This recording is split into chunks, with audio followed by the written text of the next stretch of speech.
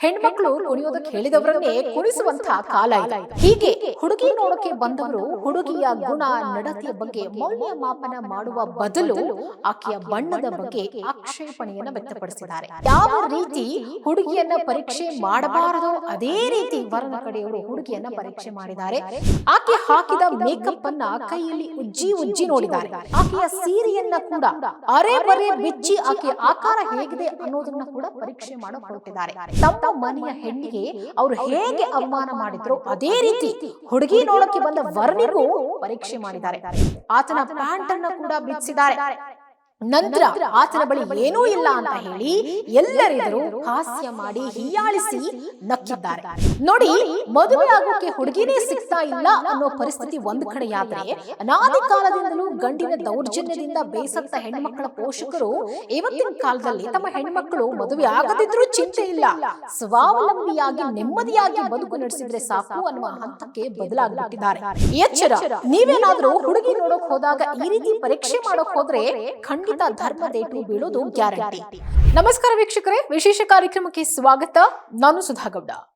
ನೋಡಿ, ಸಾಮಾನ್ಯವಾಗಿ ಮದುವೆಯ ಪ್ರಕ್ರಿಯೆ ಆರಂಭವಾದಾಗ ನಮ್ಮ ಹಿಂದೂ ಸಂಪ್ರದಾಯದಲ್ಲಿ ಗಂಡಿನ ಕಡೆಯವರು ಹೆಣ್ಣಿನ ಕಡೆಯವರನ್ನ ನೋಡೋದಕ್ಕೆ ಹೋಗ್ತಾರೆ. ಹೀಗೆ ನೋಡೋಕೆ ಹೋದ ಸಂದರ್ಭದಲ್ಲೇ ವರನ ಕಡೆಯವರು ವಧುವನ್ನ ಪರೀಕ್ಷೆ ಮಾಡೋದು ಸಾಮಾನ್ಯವಾದಂತಹ ಸಂಗತಿ. ಕೆಲವರು ಹೆಣ್ಣು ಮಕ್ಕಳನ್ನ ನಡ್ಕೊಂಡು ತೋರ್ಸು, ಹಾಡಿ ತೋರ್ಸು, ಕುಣಿದು ತೋರ್ಸು ಅಂತೆಲ್ಲ ಒಂದಲ್ಲ ಒಂದು ರೀತಿಯಲ್ಲಿ ಹಿಂದಿನ ಕಾಲದಲ್ಲಿ ಹುಡುಗಿ ನೋಡೋಕೆ ಹೋದಂಥವರು ಪರೀಕ್ಷೆ ಮಾಡ್ತಾ ಇದ್ರು. ಆದರೆ ಕಾಲ ಈಗ ಬದಲಾಗಿದೆ. ಯಾರು ಕೂಡ ಕುಣಿಯೋದಕ್ಕೆ ಹೇಳೋದಿಲ್ಲ. ಹೆಣ್ಮಕ್ಳು ಕುಣಿಯೋದಕ್ಕೆ ಹೇಳಿದವರನ್ನೇ ಕುಣಿಸುವಂತಹ ಕಾಲ ಇದು. ಆದ್ರೆ ಇಲ್ಲೊಂದು ವಿಚಿತ್ರ ಘಟನೆ ನಡೆದು ಹೋಗಿದೆ. ಏನಪ್ಪಾ ಅಂದ್ರೆ, ಈಗಿನ ಕಾಲದಲ್ಲಿ ಕುಣಿಯೋದಕ್ಕೆ ಅಥವಾ ಹಾಡೋದಕ್ಕೆ ಹೇಳದೆ ಇದ್ರೇನಂತೆ, ಕಾಲಕ್ಕೆ ತಕ್ಕ ಕೋಲ ಎನ್ನುವ ಗಾದೆ ಮಾತಿನಂತೆ ಕಿರುಕುಳದ ರೀತಿ ಬದಲಾಗಿದೆ ಅಷ್ಟೆ. ಇಲ್ಲೊಂದು ಕಡೆ ಹೀಗೆ ಹುಡುಗಿ ನೋಡೋಕೆ ಬಂದವರು ಹುಡುಗಿಯ ಗುಣ ನಡತೆಯ ಬಗ್ಗೆ ಮೌಲ್ಯಮಾಪನ ಮಾಡುವ ಬದಲು ಆಕೆಯ ಬಣ್ಣದ ಬಗ್ಗೆ ಆಕ್ಷೇಪಣೆಯನ್ನು ವ್ಯಕ್ತಪಡಿಸಿದ್ದಾರೆ.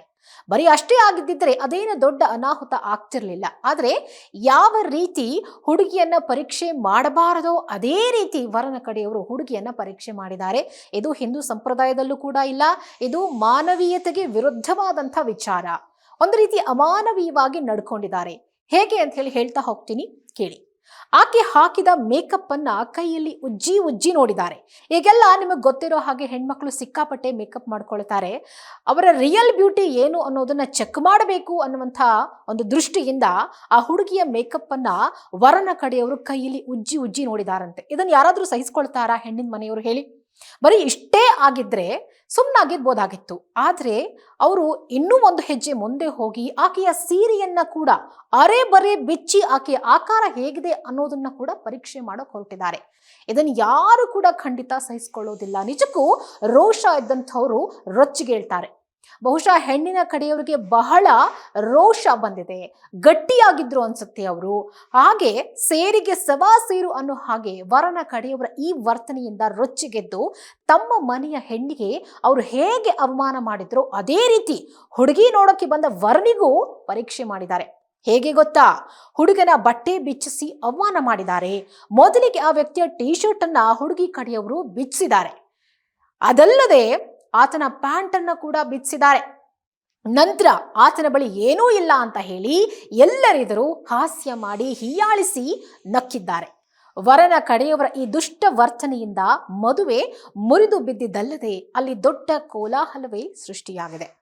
ನೋಡಿ, ಮದುವೆ ಆಗೋಕೆ ಹುಡುಗಿನೇ ಸಿಗ್ತಾ ಇಲ್ಲ ಅನ್ನೋ ಪರಿಸ್ಥಿತಿ ಒಂದ್ ಕಡೆಯಾದ್ರೆ, ಅನಾದಿ ಕಾಲದಿಂದಲೂ ಗಂಡಿನ ದೌರ್ಜನ್ಯದಿಂದ ಬೇಸತ್ತ ಹೆಣ್ಮಕ್ಕಳ ಪೋಷಕರು ಇವತ್ತಿನ ಕಾಲದಲ್ಲಿ ತಮ್ಮ ಹೆಣ್ಮಕ್ಕಳು ಮದುವೆ ಆಗದಿದ್ರೂ ಚಿಂತೆ ಇಲ್ಲ, ಸ್ವಾವಲಂಬಿಯಾಗಿ ನೆಮ್ಮದಿಯಾಗಿ ಬದುಕು ನಡೆಸಿದ್ರೆ ಸಾಕು ಅನ್ನುವ ಹಂತಕ್ಕೆ ಬದಲಾಗ್ಬಿಟ್ಟಿದ್ದಾರೆ.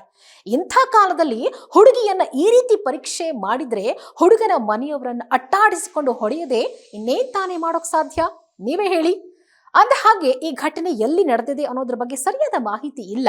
ಆದರೆ ಇದರ ವಿಡಿಯೋ ಈಗ ಸಾಮಾಜಿಕ ಜಾಲತಾಣಗಳಲ್ಲಿ ಭಾರಿ ವೈರಲ್ ಆಗಿದ್ದು, ಈ ವಿಡಿಯೋ ನೋಡಿದ ನೆಟ್ಟಿಗರು ಹಲವು ಕಾಮೆಂಟ್ಗಳನ್ನ ಮಾಡಿರೋದಲ್ಲದೆ ನೆಟ್ಟಿಗರಿಂದ ಇದು ನಿಜವಾದ ಸಮಾನತೆ ಅಂತ ಸಮಾನತೆಯ ಮಾತುಗಳನ್ನು ಕೂಡ ಆಡಿದ್ದಾರೆ. ಇನ್ನು ಕೆಲವರು ಹೀಗೂ ನಡೆಯುತ್ತಾ ಅಂತ ಅಚ್ಚರಿಯಿಂದ ಪ್ರಶ್ನೆ ಕೂಡ ಮಾಡಿದ್ದಾರೆ. ಇನ್ನು ಕೆಲವರು ಇದು ಓವರ್ ಆಗಿರುವ ಮೇಕಪ್ನ ಸೈಡ್ ಎಫೆಕ್ಟ್ ಅಂತ ಕಾಲೆಳೆದಿದ್ದಾರೆ. ಎರಡೂ ಕಡೆಯವರು ಮಾಡಿರೋದು ಸರಿಯಲ್ಲ ಅಂತ ಮತ್ತೊಬ್ರು ಕೂಡ ಕಾಮೆಂಟ್ ಮಾಡ್ತಿದ್ದಾರೆ. ಎಚ್ಚರ, ನೀವೇನಾದ್ರೂ ಹುಡುಗಿ ನೋಡೋಕ್ ಹೋದಾಗ ಈ ರೀತಿ ಪರೀಕ್ಷೆ ಮಾಡೋಕ್ ಹೋದ್ರೆ ಖಂಡಿತ ಧರ್ಮದೇಟು ಬೀಳೋದು ಗ್ಯಾರಂಟಿ. ಅದೇನೇ ಇರ್ಲಿ, ಮದುವೆ ಮಾಡಿ ನೋಡು, ಒಂದು ಮನೆ ಕಟ್ಟಿ ನೋಡು ಅನ್ನೋದು ಒಂದು ಜನಪ್ರಿಯ ಗಾದೆ. ಅಂದ್ರೆ ಮದುವೆ ಮಾಡುವ ಕೆಲಸವೇ ಇರ್ಲಿ, ಮನೆ ಕಟ್ಟುವ ಕೆಲಸವೇ ಇರ್ಲಿ, ಬಲು ಕಷ್ಟದ ಕೆಲಸವೇ ಹೌದು. ಅದರಲ್ಲೂ ಮದುವೆ ವಿಚಾರದಲ್ಲಿ ಬಂಧು ಬಳಗವನ್ನ ಒಟ್ಟುಗೂಡಿಸುವುದೇ ಒಂದು ಸವಾಲು.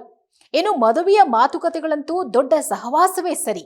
ಹುಡುಗಿ ನೋಡೋಕೆ ಬರೋದ್ರಿಂದ ಹಿಡಿದು ಕತ್ತಿಗೆ ತಾಳಿ ಬಿಗಿಯುವವರೆಗೂ ಎಲ್ಲರನ್ನ ಸಮಾಧಾನ ಮಾಡಿಕೊಂಡು ಹೋಗೋದೇ ಒಂದು ದೊಡ್ಡ ಸವಾಲು. ಇದ್ಯಾವ ರಗಳೆಯೂ ಬೇಡ ಅಂತ ಇನ್ನೂ ಕೆಲವರು ಪ್ರೇಮ ವಿವಾಹವಾಗ್ತಾರಲ್ಲ, ನಿಜಕ್ಕೂ ಅಂಥವರೇ ಪುಣ್ಯವಂತರು ಹೇಳಿ ಅನ್ಸತ್ತೆ ಅಲ್ವಾ?